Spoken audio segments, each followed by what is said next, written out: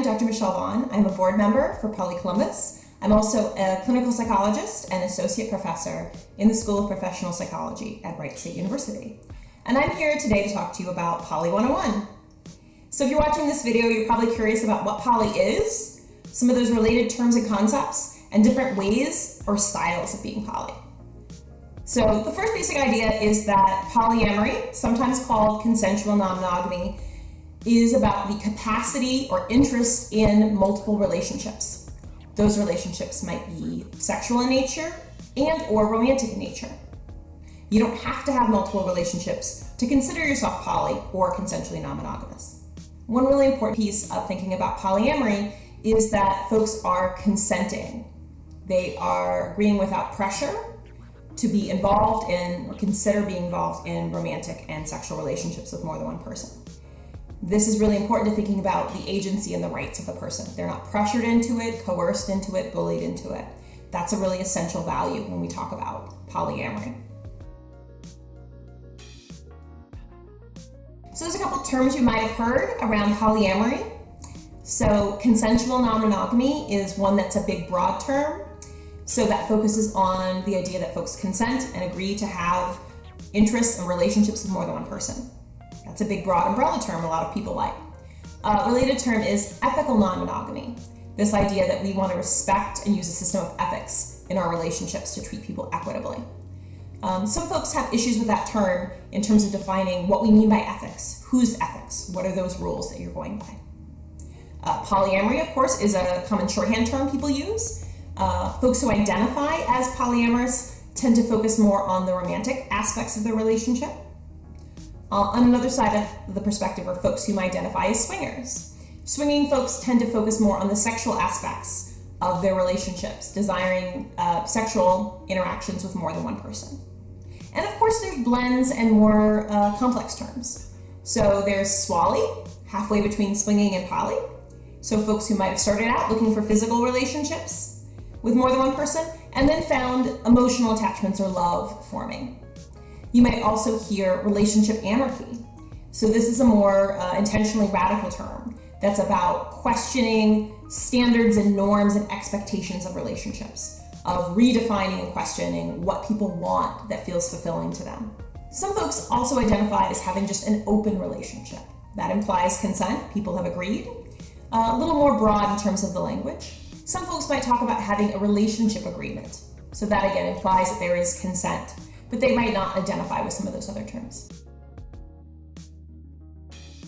There's a couple different types of dynamics or ways these relationships might look that you might hear these terms. We can talk about open relationships versus closed to start. So in open relationships, people have agreed that they can develop new relationships with folks, right? They're open to new partners, romantic or sexual. That's in contrast to closed relationships, where all the folks involved agree to only be involved with each other. Another important variation might be the difference between hierarchical poly and non-hierarchical. In hierarchies, there's an order of who might have more attention, more time, different types of commitments. Folks who are primary are more likely to be married to that person. They might live together, they might share finances or other sorts of responsibilities more. And there might be folks who are secondary or tertiary, folks who spend less time, who have less involvement in that relationship.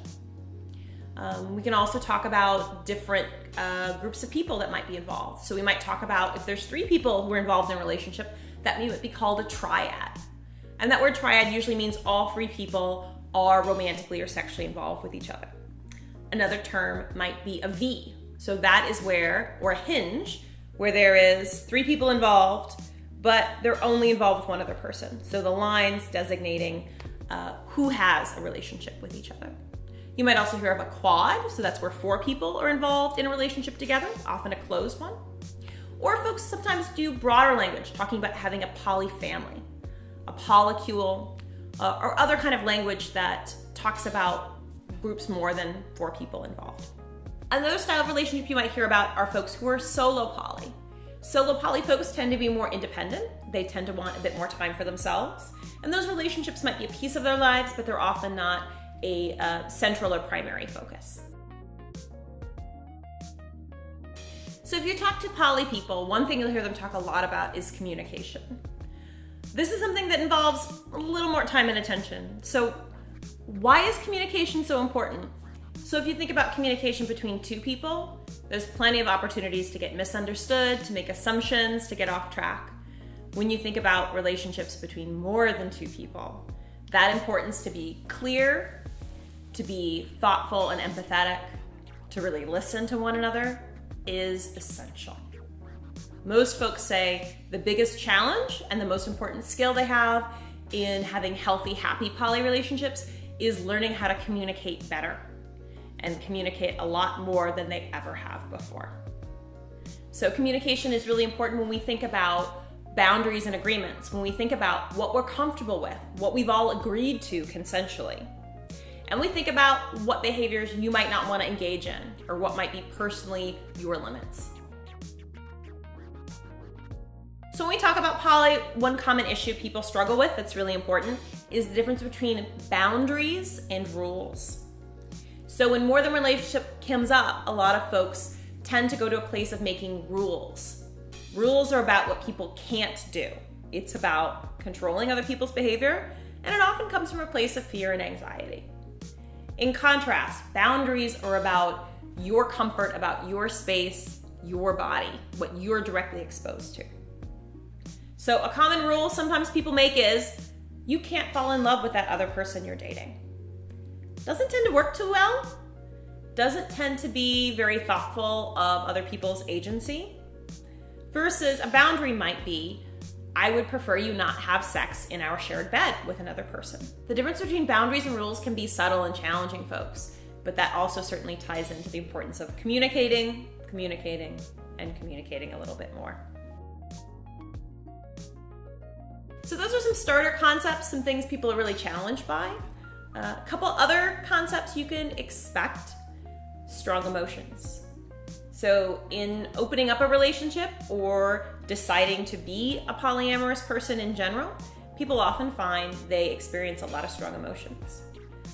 It's pretty natural and normal for people to feel jealous or envious, especially when a partner they might have might see someone else.